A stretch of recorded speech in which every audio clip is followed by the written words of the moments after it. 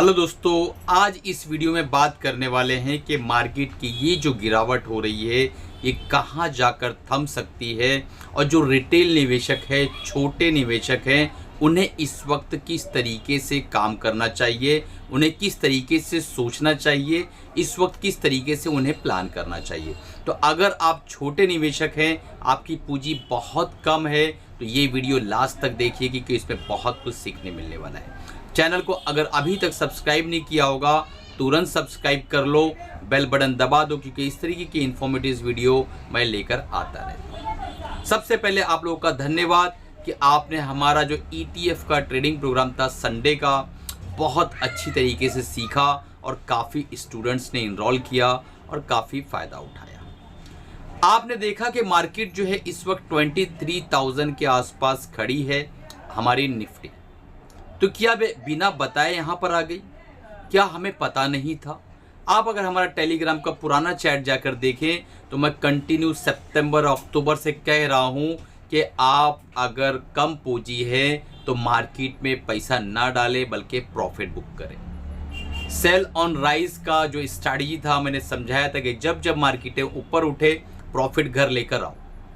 जो लोग पुराने मेरे सब्सक्राइबर हैं, देख रहे होंगे, उन्हें पता है कि मैं कंसिस्टेंट टेलीग्राम पे बताता जा रहा था, हमारे स्टूडेंट्स को व्हाट्सएप पे मैसेज डालता जा रहा था कि प्रॉफिट बुक करते रहो।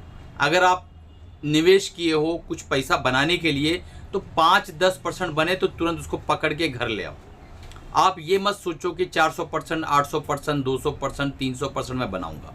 अभी की मार्केट ऐसी नहीं है और जब ऊपर की तरफ मार्केट चल रही थी तो कंसिस्टेंट मैं कह रहा था कि आप जो है थोड़ा थोड़ा बेचते रहो ताकि आपका पैसा खाली रहे।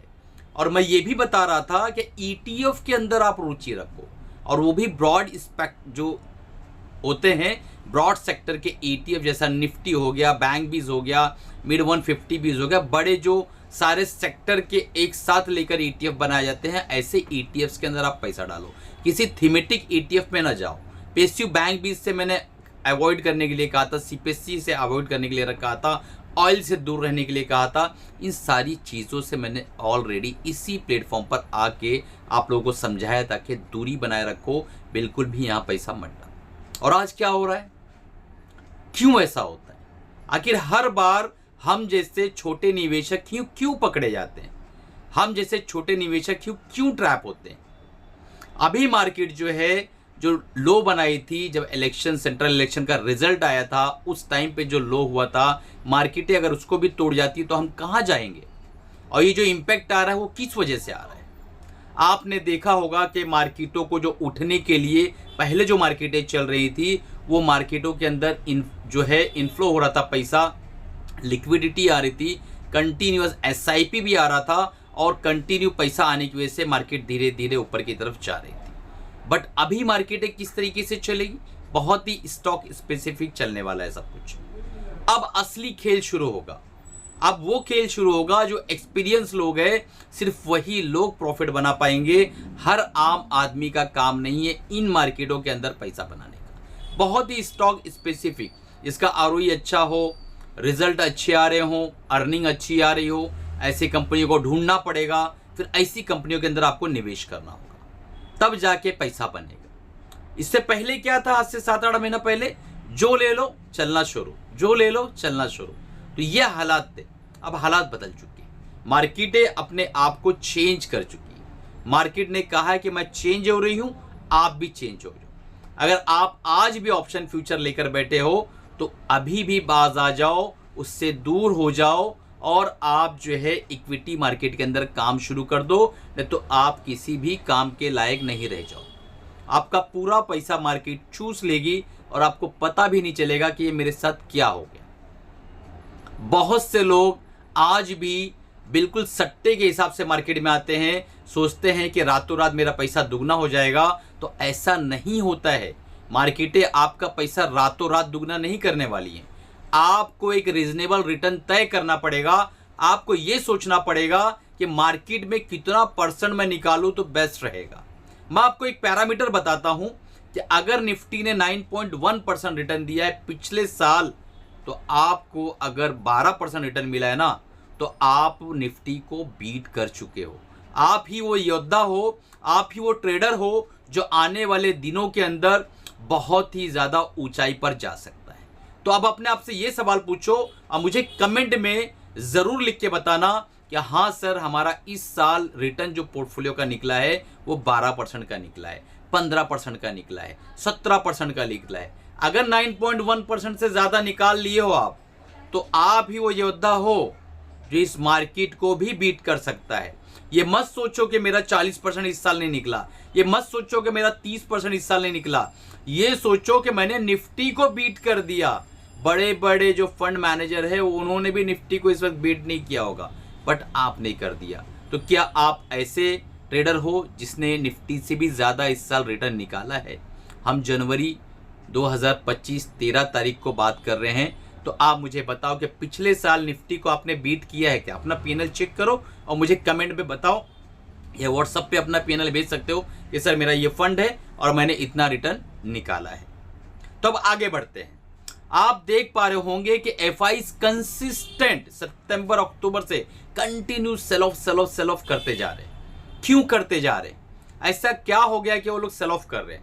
सिर्फ एक वजह, उन्हें यहां से ज्यादा बेहतर चाइना की मार्केटें लग रही है, यहां से ज्यादा बेटर यूएस के अंदर जो है उन्हें इंटरेस्ट रेट मिल रहा है, और वो सोच रहे हैं कि भाई यहां कुछ जब हो ही नहीं रहा है तो यहां रह के क्या करें। इसीलिए वो शिफ्ट कर रहे हैं अपने पैसे को, चर्न कर रहे हैं अपने पैसे को, इंडियन मार्केट से बाहर लेके जा रहे हैं, कंटिन्यू लेके जा रहे हैं।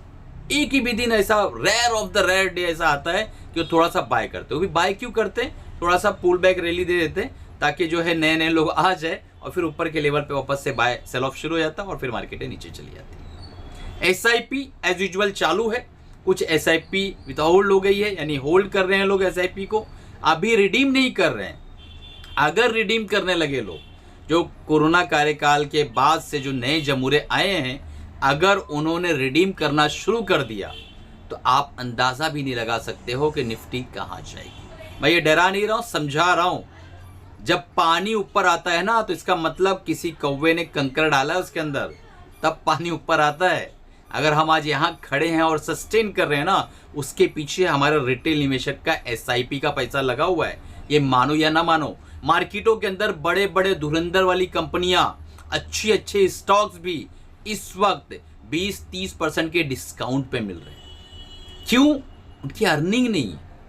हमारा जीडीपी ग्रोथ जो है धीरे धीरे नीचे खसकता चला जा रहा है। आप समझ रहे हो, जियोपॉलिटिकल जो कंडीशन बनी हुई है, पूरे दुनिया के जो हालात बने हुए हैं, अमेरिका में इतनी बड़ी आग लगी हुई है, ये सारी चीज़ों को देखते हुए आपको क्या लगता है मार्केट यहाँ से ऊपर चली जाएगी? मुझे व्हाट्सएप पे यूजुअली अनसेव्ड नंबर से जो है मैसेजेस आते हैं। जैसे आप सब्सक्राइबर आपने मैसेज किया कि सर ये ले ले क्या, सर आपको क्या लगता है ये कर लूँ क्या? ऐसा नहीं होता है सर। मार्केटों को सीखना पड़ता है, उसकी चाल चलन को सीखना पड़ता है। मार्केट में कहीं कुछ प्रॉब्लम हो रही है तो कहीं कुछ पक रहा होता है, और कहीं कुछ पक कर तैयार हो चुका होता है तो कहीं कुछ फसल बन रही होती है। ये मानव विज्ञान को कब आप सीखोगे? किस दिन सीखोगे? कब आप समझोगे कि वाकई पैसा बनाने के लिए हमें कुछ ना कुछ सीखना पड़ेगा, कुछ लर्निंग लेनी पड़ेगी, किसी एक को गुरु बनाना पड़ेगा, किसी को फाइनेंशियल सपोर्ट के लिए किसी फ्रेंड को बनाना पड़ेगा, किसी टीचर को बनाना पड़ेगा, अपने साथ जोड़ना पड़ेगा। कब ये सारी चीजों को सीखोगे आप? तो यहां से अब अगर रिटेल निवेशक हो, अब छोटी पूंजी है, अभी वेट एंड वॉच करो। मार्केट 21,600 तक, एक्सट्रीम और ज्यादा गिरती है तो यहां तक भी हम आ सकते हैं। 22,600 का जो मैंने बताया था पिछले बारी अपने स्टूडेंट्स को, पिछला जो सेशन हुआ है 22,600 तक एनी टाइम हम तैयार हैं। शायद जल्दी हम देख लेंगे 21,600, उसके बाद 21,000, उसके बाद 19,400। तो क्या 19,400 तक जा सकता है? ये सबसे बड़ा सवाल है। जा सकता है क्या? नहीं जाएगा, हो सकता ना जाए। तो हर एक चीज के लिए क्या आप तैयार हो? क्या आपके सामने भी बुलेट प्रूफ जैकेट है, पीछे भी बुलेट प्रूफ जैकेट है, और आपने सर पे जो है एक खोल पहन रखा है, हेलमेट पहन रखा है कि चारों तरफ से कहीं से भी तकलीफ आवे तो आप बच सको? इस तरीके से क्या आप प्रिपेयर हो? मार्केट इतनी आसानी से पैसा नहीं देती है, आपको हर एंगल से तैयार रहना होता है। एक बात बताओ, 100 रुपये का स्टॉक आपका 200 रुपये गया, आपने प्रॉफिट नहीं बुक किया, वो 200 का स्टॉक वापस 140 पे आ गया। अब ये 3 साल का टाइम लग गया, तो आपका रेट ऑफ रिटर्न कितना हुआ? कितना क्या अगर आपका बना, अगर आज आप प्रॉफिट बुक कर लेते हो तो कमेंट बॉक्स में मुझे बताइएगा, आपने 100 रुपये में खरीदा था, आप 140 पे खड़े हो, तो कितना CAGR बना आपका 3 साल के अंदर। यूजुअली इतना लंबा जाने आने में 3 साल लग जाता है, बराबर है। करेक्शन में भी 2-4 महीना लग जाता है, रैली में भी 1-1.5 साल लग जाता है। तो दुगना गए, आपने प्रॉफिट बुक नहीं किया, क्यों नहीं किया? अरे मैंने ऐसा सोचा था। अरे क्या सोचा था आपने? बिल्कुल नहीं सोचना है। किसी भी स्टॉक के अंदर अगर आपको 10% से ज्यादा का प्रॉफिट मिले, चुपचाप लो, भागो। यहां पे इस वक्त जो मार्केटें चल रही हैं, एक चीज गांठ बांध लो, अगर आप स्विंग ट्रेड करना चाह रहे हो तो आपको सिर्फ और सिर्फ 5 से 10% का प्रॉफिट मिला, चुपचाप निकल लो, दिमाग ना लगाओ, कोई नई अपॉर्चुनिटी तलाश करो।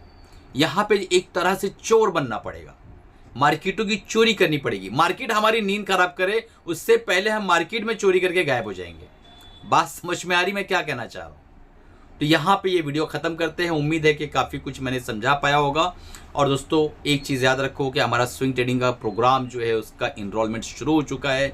बहुत ही प्रीमियम प्रोग्राम है। मात्र 3 सेकंड के अंदर किसी भी चार्ट को देखकर, मेरा ये वादा है आपसे, किसी भी चार्ट को देखकर आप 3 सेकंड में बता दोगे कि ये चार्ट में हमें बाय करना है या सेल करना है। इस लेवल का आपको स्टडी करवा दूंगा, आपके अंदर कॉन्फिडेंस कूट कूट के भर दूंगा। आपके पास जो स्टॉक को लेकर स्विंग ट्रेडिंग में डर लगता है वो बिल्कुल खत्म हो जाएगा। पूरा कोर्स कंप्लीट करते करते ही आपका डर बिल्कुल खत्म हो जाएगा, ये मेरा वादा है आपसे। और हमारा ETF का नेक्स्ट मंथ का जो बैच है उसका भी इनरोलमेंट शुरू हो गया है। मात्र 3000 फीस है।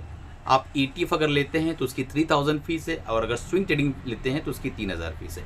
तुरंत इनरोल कर लो बिना देरी के, ताकि आप जो है नेक्स्ट बैच का हिस्सा बन सको और लाइव सेशन जो है हमसे सीख सको। अगर वीडियो अच्छा लगा हो तो लाइक करो, चैनल को सब्सक्राइब करो, बेल बटन दबा दो, अपने दोस्तों तक शेयर करो। और एक डिस्क्लेमर था, अपने फाइनेंशियल एडवाइजर से राय मशवरा लेकर काम करना। मेरी तरफ से कोई भी बाय सेल रिकमेंडेशन नहीं, ना होल्ड की रिकमेंडेशन है। मैं ये अपना जाती व्यू दे रहा हूँ, मेरा पर्सनल ओपिनियन दे रहा हूँ। तो मेरे अपने तजुर्बे हैं इतने सालों के, वो मैं आपके सामने पेश कर रहा हूँ। चलिए मिलते हैं अगले प्रोग्राम।